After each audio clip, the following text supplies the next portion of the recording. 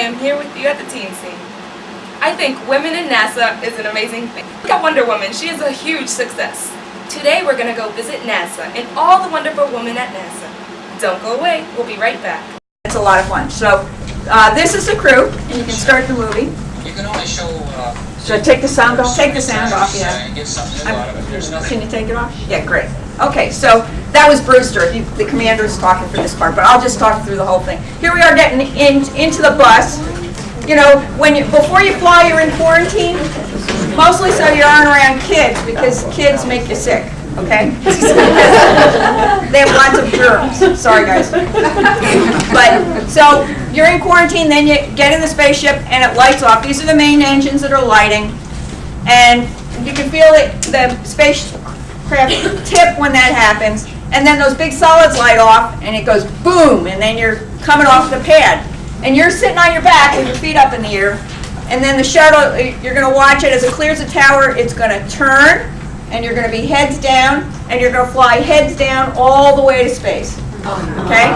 So, now I was a flight engineer on my first flight, so I didn't see any of this, because I was so busy working, watching the numbers and stuff, that I was totally oblivious of the whole ride. On my second flight, I deployed Magellan, so I was down in the middeck all by myself. I didn't have anything to do unless we needed to bail out, which luckily didn't happen. And I got to really enjoy the ride, and it's a great ride. Okay? So it all depends on what your job is. You may notice what you're doing, what's going on around you, or you may be so focused you're not noticing a thing. But it only takes 8.5 minutes. That's it. Well, 8 minutes and 10 seconds before the main engine's cut off. So I basically had trained as a flight engineer for Ascent for 3 years, and it was over in 8 minutes and 10 seconds. You know, but all your training is to handle stuff if anything goes wrong. And basically, nothing went wrong. So when nothing goes wrong, the computers just do it, okay? And you don't have to do anything at all except make sure the computers and everything are working right. So today we're going to look at the wonderful women at NASA. We have a lot to show you today. Have a look at this. So we're all here to illustrate for you how exciting it can be if you get an education in science and engineering, science or engineering. There are all sorts of really, really exciting things you can do. And so we're just showing you some of those from our careers, and hopefully some of these will sort of spark your interest in just the huge variety of what you can do if you get a science and engineering education. So in my case, as Linda mentioned, I have been to the Antarctic and also to the North Pole. And so I'm going to show some of the pictures from the Antarctic first, although this particular, this cover picture is from the North Pole area. This one is the expedition team to Antarctica. If you, in a dark room, you'd be able to see that I'm the only female. I was the only female on the expedition, the only female on the ship going down, the only female on the entire island we were on. At that time, this was when I was a graduate student way back in the early 1970s. At that time, almost no females had ever gone down to Antarctica to do research, and so it was very unusual. The captain of the ship, who's actually one of the individuals on this photo, the captain of the ship was extremely upset when he found out a female was coming on his ship. He had never had a female go down to Antarctica before, and this was very upsetting to him, although after a couple of days he was very nice and quite all right with it. It was just a real shock at first. So this is on our way to Antarctica in the ship. This is as we're getting close. You start seeing some ice, and then a little more ice, and then more ice, and then you start seeing beautiful scenery along the edge of Antarctica, and then you get nothing but ice, ice and snow. It was thrilling to get to go down there. We were working on a volcanic island just off the continent itself, and so there's some volcanic ash around here, and you could also, I'm kind of walking toward where the well was because we had to collect our water whenever we wanted water for anything, drinking or anything else. We had to go collect it from the well. Every day when we went out to work, we would go out to work in this little rubber boat called a Zodiac. So we would travel in the little rubber Zodiac boat across to get to the other side because of the volcanic activity.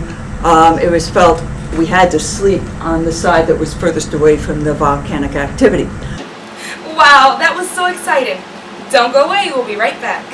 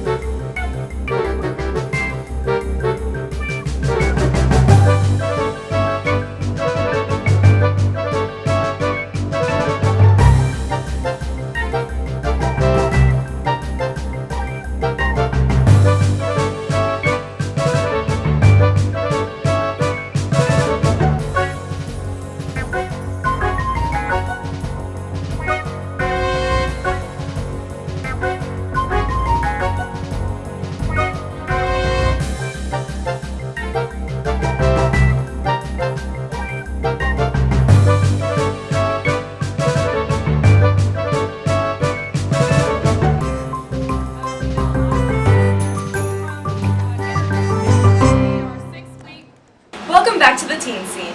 Today we're going to talk about how amazing women are today. I want to be an actor, and I mean, being a woman today in today's society, we can do it all. I want to go into acting. One of my favorite actresses is Viola Davis. I mean, I love her. She is a woman, and she can do anything she wants. Because women are amazing. Well, speaking of women and their great careers, let's go back to NASA and see what they're up to. Today, women can even have careers in the field of engineering. Women can even become aviators, such as Major General Margaret Woodward. This exhibit is for Dr. Mary Cleve, one of the first astronauts in Maryland. I'm Dr. Mary Cleve, and I'd like to say hello. We have a lot of interesting things going on when it comes to careers in science, technology, engineering, and math, and it's really exciting to be able to share some of them with you. This is a very exciting career for kids, any kid, but in particular we'd like to encourage girls to think about being an engineer or a scientist, because it's really a fun career. Being led out really by mission specialist Norm Thagard, Mark Lee, Mary Cleve, T-minus 15, 14, 13, and liftoff. 1,000 feet per second. Booster and Brian and Mary in the flight deck are preparing for the first of the two spacewalks. Who is Mary? The arm flies wonderfully. It's just such a great tool. Real smooth and no surprises. Being able to interact with them, and they gave me some real good directions while we were up there. We controlled it with our little experiment computer, which worked great. Different floppy disks for each experimental run. Here's Mary at the overhead windows. This is our primary vantage point for Earth observation photography. Yeah, I sort of shared doing the food cooking duties. Whoever got hungry first seemed to be the person that would end up cooking. But it's actually a lot easier in 0G going up the stairs. In 1G you have to be careful and take the trays one at a time, these bags, before we unpack them. You can see it took up a lot of space down here. A lot of times at work I feel like I'm running around in circles, and so I tried actually running around in circles, and it worked up there, and it was a lot of fun. Walker. Wow, wasn't that exciting? That was Mary Cleve, one of the first women in space. Well, the Heritage Center is very proud to have one of her shirts that she actually wore. I am so excited to be sharing this show with you today. Don't go anywhere, we'll be right back. We are Team Juxtopia Imhotep from Baltimore, Maryland, USA.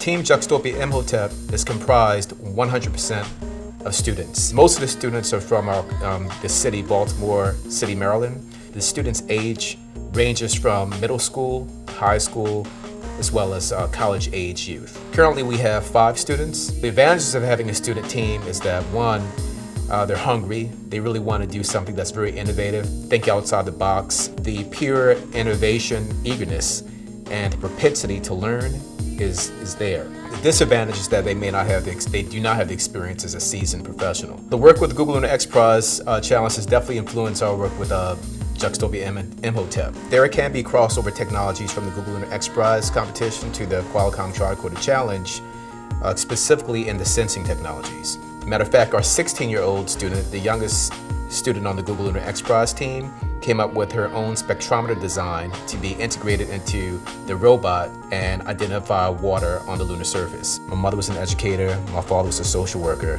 I'm the only child, so they put a lot into me to engineer the person that's talking to you today. Had a great experience growing up and was exposed to so many things that I think contributed to my intellectual, social ability, and providing that same experience for other youth that otherwise would have had that in their own family. I think it's a contribution that all of us should think about making, especially creating the next generation of youth that should be better than the previous generation.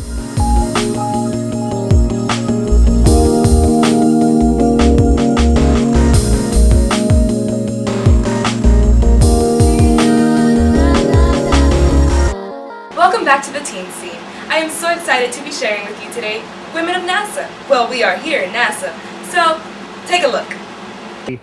Mary Cleve and the commander and pilot, Commander Dave Walker waving, and pilot Ron Graby waving. T-minus 15, 14, 13, and liftoff. 7 feet per second. Atlantic 2 miles downrange. Brewster and Brian and Murray in the flight deck are preparing for the first of the 2 spacewalks. Here with us, Murray, Woody and myself dubbed ourselves the Ace Construction Company with the supporting crew of the rest of the crew, and we put up our advertisement after we'd completed the construction of the first access truss. The arm flies wonderfully. It's just such a great tool. Real smooth and no surprises. Being able to interact with them, and they gave me some real good directions while we were up there. Mary took most of these motion picture earth views that we've got, and this is one way she did it. We had a mid-deck experiment called a fluid experiment apparatus, which you can see here. My hands are inside of this. It's a little furnace. We were growing indium crystals. It was really an excellent mid-deck for us. We controlled it with our little experiment computer, which worked great, different floppy disks for each experimental run. Here's Mary at the overhead windows. This is a primary vantage point for Earth observation photography. Yeah, I sort of shared doing the food cooking duties. Whoever got hungry first seemed to be the person that would end up cooking. But it's actually a lot easier in 0G going up the stairs. In 1G you have to be careful and take the trays one at a time, these bags, before we unpack them. You can see it took up a lot of space down here. A lot of times at work I feel like I'm running around in circles, and so I tried actually running around in circles, and it worked up there, and it was a lot of fun. Walker.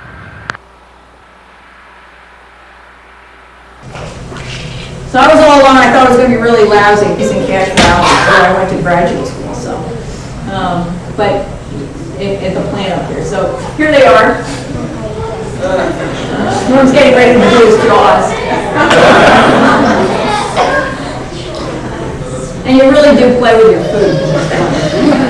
So here's a crew, and there's Ron, and he's Air Force test pilot. He was a pilot on the flight.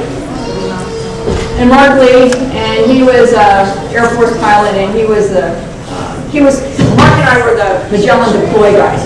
So Mark and I were the team that deployed Magellan. Here comes Norm. Norman and Mark Lee used to do this routine. At that point, everybody was doing you pump you up. So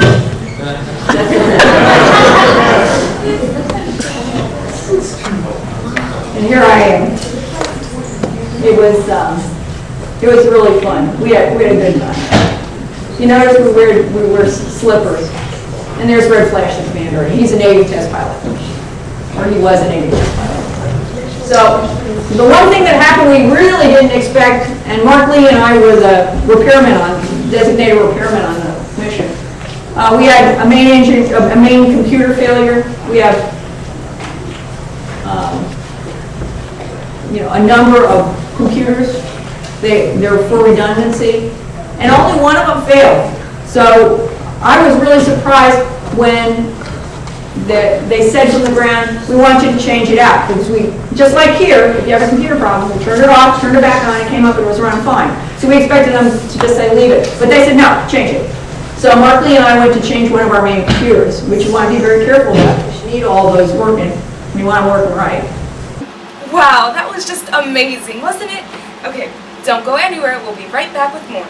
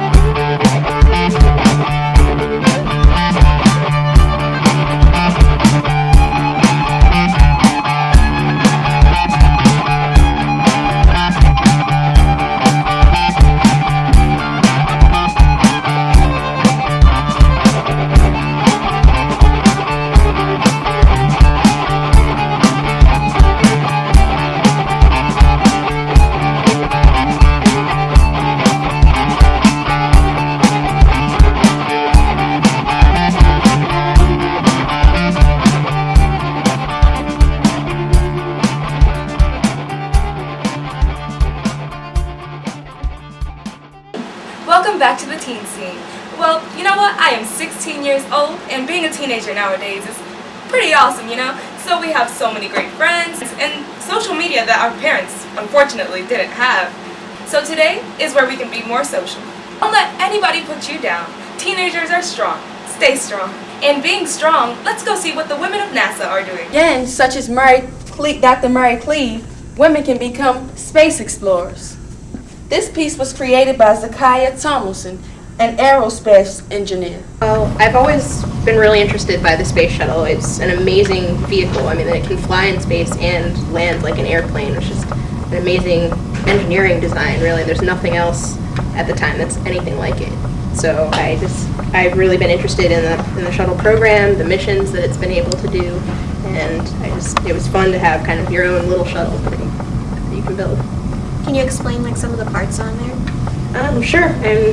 It more or less looks like an airplane, so I mean it has wings, which it doesn't need when it's in space, but when it comes back down to the ground and lands, then it has to be able to fly, which it doesn't do the greatest job at, but it still is able to fly, and they can land it on a runway just like any airplane that you would take a trip on. It also has kind of an area where they can store payloads that they would take up into space. They can take satellites, like the Hubble Space Telescope, and it can carry along components for building the space station, and it's really amazing as far as what it can carry. There's nothing else that has kind of that big of an area that you can take things into space. That's cool. What if we wanted to check it out? Where would we go? You can learn a lot about the space program and accomplishments that NASA's done here by going to the visitor center that's at Goddard. They have a lot of great exhibits. You can learn about what they've done for the space program. How did you Women can even become mathematics and computer pioneers, such as Leela Todd Butler, a pioneer in computer programming and mathematician. Wow, wasn't that exciting? Teen Scene gets some amazing guests. Don't go anywhere, we'll be right back. So if you're running electrical power systems, where you have to be concerned about, interference with your transmission grids, or any kind of communications, you have to be very aware of what's going on. Again, I want to finish this portion just giving you an idea of exactly how small we are in a sense, because this is coming into the Earth on a little voyage through the universe, okay? So imagine you're on an interstellar spacecraft and you're heading home, okay? And you're going to go through various astronomical features out, on your voyage back. And then all of a sudden you're going to see the sun, and you're going to go past their Saturn again. We are coming in to approach the Earth. Jupiter.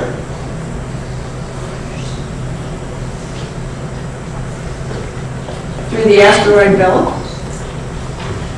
Hope you don't get hit. There's Mars.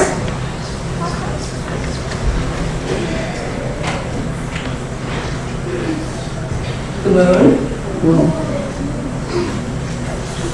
And you made it, you're home. Okay? Cool. So that's where we live. And it's a very fragile place, and we really have to be careful taking care of it. Welcome back. We are doing Women of NASA today. Let's go take a look. Okay, thank you for having me, and my name is Florence Tan, and I work at NASA Goddard Space Flight Center. It's hard to hear you. Oh, okay. Project a little bit more. Okay, I'll try and speak louder. And I'm an engineer. I built electronics for, I guess you guys have heard of the Mars rover, right? Everybody has heard, oh good. So I don't have to like explain this. Anyhow, I have a movie. I don't know if it'll play well, but I'll try to see if it comes. This. Oh, that's neat. So this is the movie of the rover. You may have seen this. It's crazy. That's a very natural thing.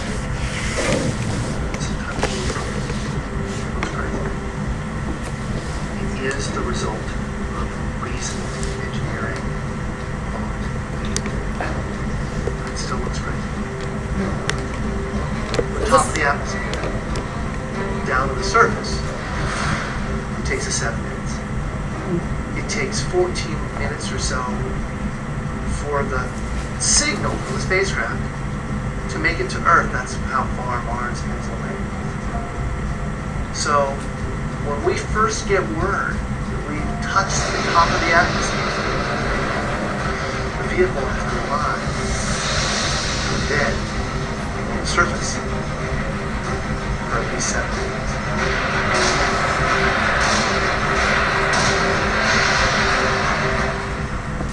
Entry, descent, and landing, also known as EVL, is referred to as the 7 minutes of terror, because we've got literally 7 minutes to get from the top of the atmosphere to the surface of Mars, going from 13,000 miles an hour to 0. Perfect sequence, perfect choreography, perfect timing, and the computer has to do it all by itself with no help.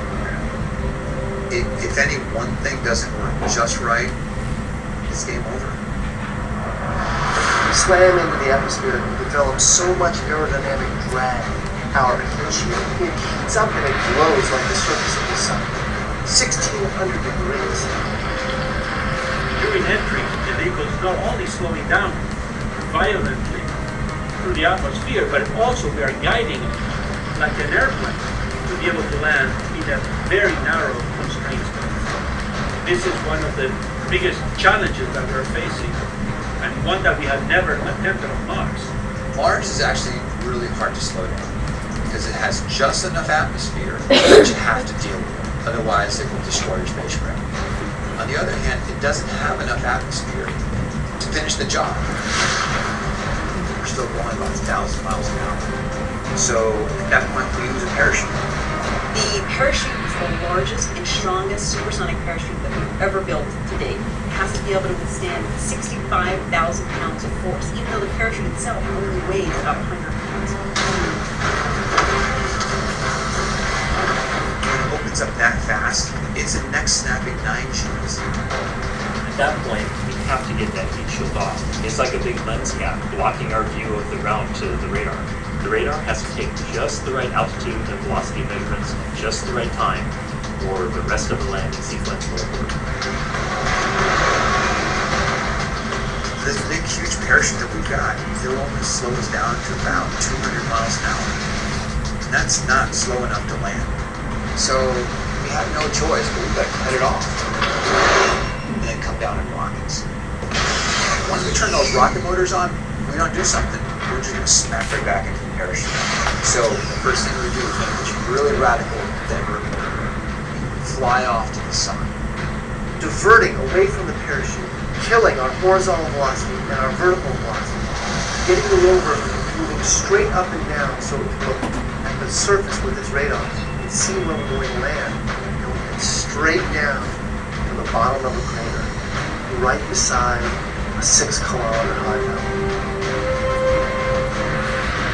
We can't get those rocket engines too close to the ground, because if we were to descend propulsively, our engines all the way to the ground, it would essentially create this massive dust cloud. That dust cloud would then go and land on the road and damage mechanisms and damage instruments. So the way we solve that problem is by using the skyscraper. 20 meters above the surface, we have to lower the rover below us on a tether that's 21 feet long, and then gently deposit it on its wings on the surface. As the rover touches down and is now on the ground, the descent stage, it's in a collision course with the rover. You must cut the bridle immediately and fly the descent stage to a safe distance from the rover.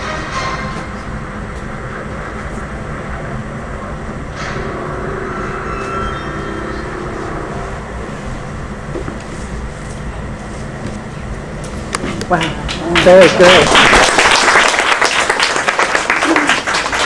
That always gives me chills. But, you know, this is what we were. And we made it.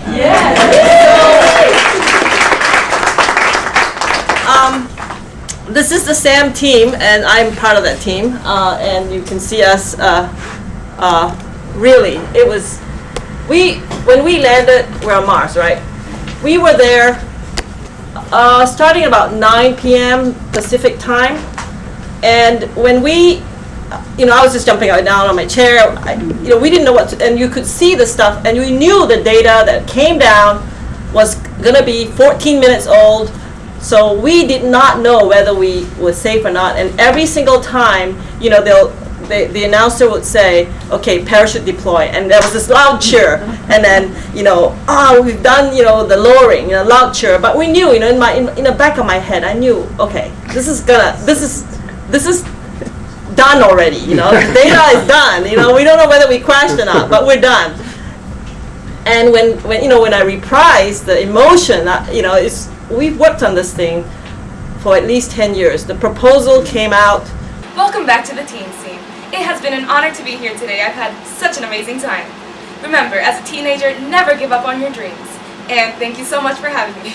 Thanks for watching us today. Till the next time, this has been Dianelis. Bye!